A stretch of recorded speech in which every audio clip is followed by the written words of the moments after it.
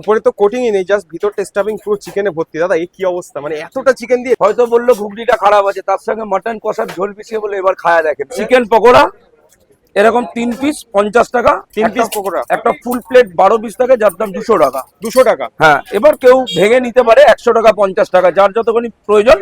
হয়তো 3 জন আছে, half plate নিয়ে 2 পিস করে শেয়ার করলো।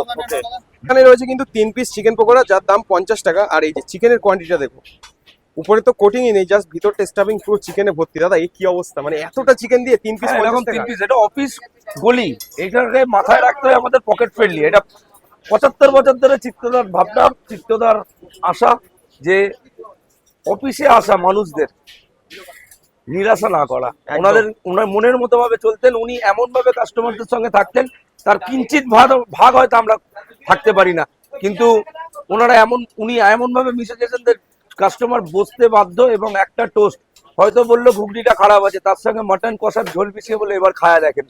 তো এটা আন্তরিকতা, ওই আন্তরিকতা আর কাস্টমারদের আন্তরিকতা দুটো মিলিয়ে একাকার।